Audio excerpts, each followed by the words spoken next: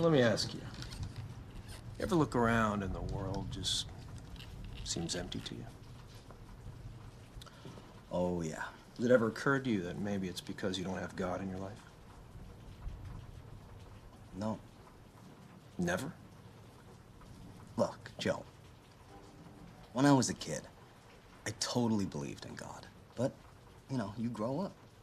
Well, I did. I looked around, I said, Santa Claus, no evidence. The Tooth Fairy, no evidence. God, same thing. No evidence. And then you think, I wonder if I really need all these imaginary friends. So you think God's just a pleasant thing? Like it's easier to believe than not? Well, easier for you, clearly. No, Gavin, faith is hard. God tests you time and time again. Sometimes even demands that you die for him. You think that's easy? For people of faith? Sure. That's the problem. Like, I could never fly a jet into a building. But those 9/11 guys could, because they had faith in an afterlife. Not to mention 72 virgins, though. Why anyone would want virgins, I don't know.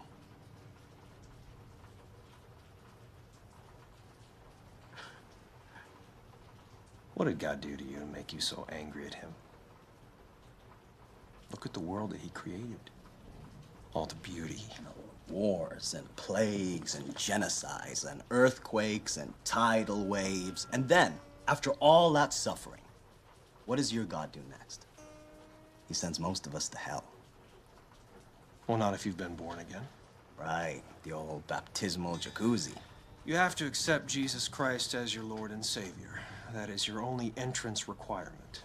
Okay, so the Hebes, the Hindus, the Muslims, the atheists, the Buddhists, all damned, right? They have to accept Jesus Christ. And the Catholics, because they're not born again, right?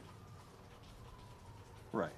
And face it, man, it's kind of crazy. No, it's not crazy. God gives us free will for that purpose. Otherwise, we would just be puppets. Life would be meaningless.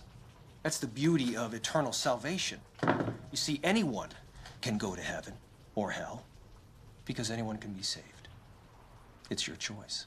Unless you're a kid in China who gets hit by a bus and never even heard of this getting saved deal.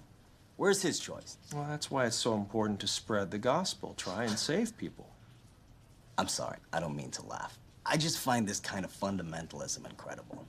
I mean, all of you, totally convinced you know exactly who God is and exactly how he wants to be worshipped. And all without a lick of evidence he even exists.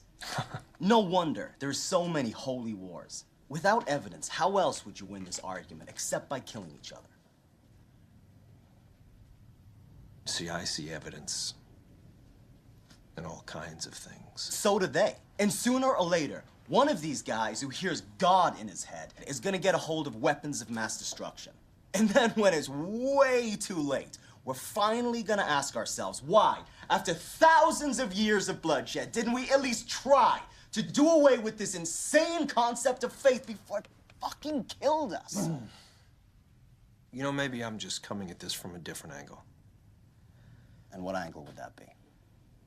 Well, it's not abstract to me. I go to the hospital and I visit sick children, right?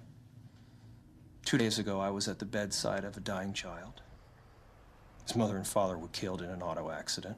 He's about to pass as well. And he asks me if heaven really exists.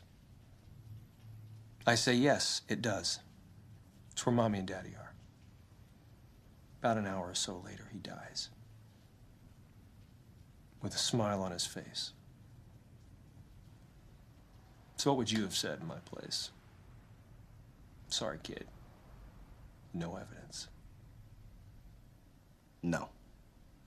I probably would have told him exactly the same lie you did.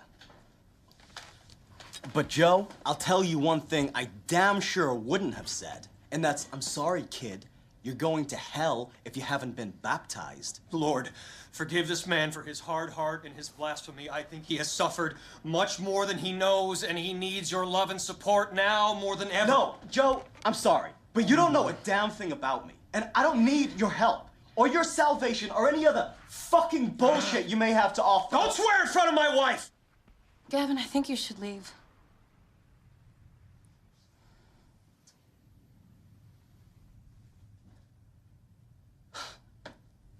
With pleasure.